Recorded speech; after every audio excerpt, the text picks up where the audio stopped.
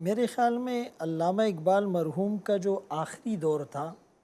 تو وہ مذہب اور دین کے بہت زیادہ قریب ہو گئے تھے، اور اس کا اظہار ان کی شاعری سے بھی ہوتا ہے۔ جیسے انہوں نے کہا تھا کہ جلال بادشاہی ہو کہ جمہوری تماشا، جدا ہو دی سیاست سے تو رہ جاتی ہے چنگیزی۔ بالکل یعنی مغرب کے دانشور بھی کتاب لکھنے پر مجبور ہو گئے کہ religion the missing dimension of state craft, کہ ہم نے جو مذہب کو اپنی سیاست سے اور معاشرے سے الگ کیا ہے تو دن بدن ہم زوال کا شکار ہو رہے ہیں۔ اور نشیمن کے اوپر اقبال نے کہا کہ اگر کھو گیا ایک نشیمن تو کیا غم، اگر کھو گیا ایک نشیمن تو کیا غم۔ یعنی اس پر انہوں نے کہا کہ مکانات آہ و فغاں اور بھی ہے، اسی شب و روز میں الجھ کر نہ رہ جا، تیرے زمان و مکان اور بھی ہے۔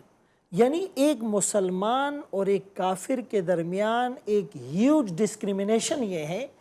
کہ مسلمانوں نے یہ جو ملک حاصل کیا، اور پھر علامہ اقبال مرحوم اور قائد اعظم محمد علی جناح کے درمیان خط و کتابت کا جو سلسلہ ہوا، اور اس کے ثمرات قائد اعظم محمد علی جناح کی تقریروں میں ہوئے کہ قرآن کریم کو کہا کہ یہ ہمارا دستور حیات ہے، اور غالباً 1944 کو جو گاندھی کو خط لکھا تو اس میں بھی اس بات کی وضاحت تھی، اور اسٹیٹ بینک کا جو افتتاح تھا 1948 میں، اس تقریر میں اسپیچ میں یہ موجود ہے کہ مغرب کے نظام معیشت نے متعدد مسائل پیدا کیے جو دوسری جنگ عظیم کا موجب بنے، اور میں اسلامی نظام معیشت کا متمنی اور خواہاں ہوں، اور خلافت راشدہ کے نظام اور استحکام کے لیے علامہ محمد اسد کی رہنمائی میں انہوں نے ایک کمیٹی تشکیل دی۔ تو بنیادی طور پر علامہ اقبال مرحوم کے اندر جو اطاعت، ضبط نفس اور نیابت الہی، اس کا جو پیراڈائم تھا، تو اطاعت سے مراد اطاعت رسول خدا صلی اللہ علیہ وسلم،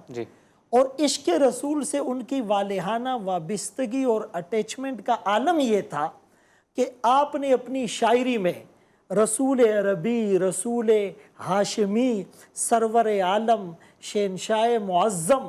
اور دانائے سبل اور ختم الرسل اور مولائے کل اور طٰہٰ اور یاسین، یہ جو آپ نے القابات استعمال کیے، اور قادیانیت کے خلاف کھل کر جو کہا کہ محمد الرسول اللہ صلی اللہ علیہ وسلم کی ختم نبوت کا منکر اور ان کی خاتمیت سے انکار کرنے والا وہ پاکستان اور اسلام اور مسلمانوں کا دشمن ہے۔ تو انہیں یہ بات معلوم تھی کہ 1838 کے لارڈ میکالے کے نصاب تعلیم اور نظام تعلیم کی وجہ سے وہ جو اسلام اور مذہب کی جڑیں کھوکھلی کرنا چاہ رہے تھے، تو اقبال نے پھر سے مسلمانوں کا رشتہ قرآن کے ساتھ اور صاحب قرآن کے ساتھ جوڑ دیا۔ اور پھر شکوہ اور جواب شکوہ میں آپ یہ دیکھیں کہ صفحہ دہر سے باطل کو مٹایا ہم نے، یعنی نوع انسانی کو غلامی سے چھڑایا ہم نے، تیرے کعبے کو جبینوں سے بسایا ہم نے، تیرے قرآن کو سینوں سے لگایا ہم نے۔ اور پھر دوسری جگہ جو کہا تھا کہ تھے تو وہ آبا تمہارے ہی مگر تم کیا ہو، ہاتھ پر ہاتھ درے منتظر فردہ ہو۔ اور پھر ایک موقع پر جو کہا ربط ملت، یعنی وہ جو فرد قائم ربط ملت سے ہے تنہا نہیں، ربط قائم فرد قائم ربط ملت سے ہے تنہا کچھ نہیں، موج ہے دریا میں اور بیرون دریا کچھ نہیں۔ تو بار بار اجتماعیت کی طرف، اتحاد اور یگانگت کی طرف، اور رسول اللہ صلی اللہ علیہ وسلم کے طریقوں کی طرف انہوں نے امت کو متوجہ کیا تھا۔ آج بنیادی طور پر ہمیں پھر سے ضرورت ہے کہ علامہ اقبال مرحوم نے جس درد کو، جس فکر کو، جس احساس اور غم اور کڑن کو مسلمانوں کے اندر پیدا کرنے کی کوشش کی تھی، ہم پھر سے اس کو پیدا کریں۔ حالات کے قدموں پہ قلندر نہیں گرتا،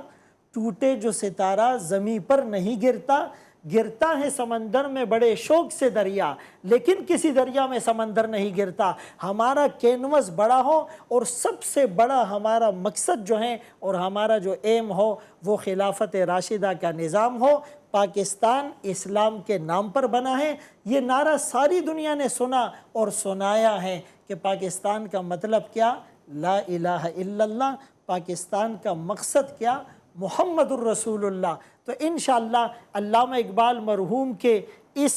پروگرام کو آگے لے جانے کے لیے اسی طرح کے پروگرامات کی بھی ضرورت ہے، اور اس فکر کی تجدید نو اور عزم نو اور اعادہ نو اور پھر اس کے بعد جہد مسلسل کی انشاءاللہ ضرورت ہے۔ تو وہ دن بہت قریب ہوگا کہ ہم یہ کہہ سکیں گے نہ آئے جس میں خزاں کا موسم، ہمیشہ گلشن بنا رہے۔ بہت بہت شکریہ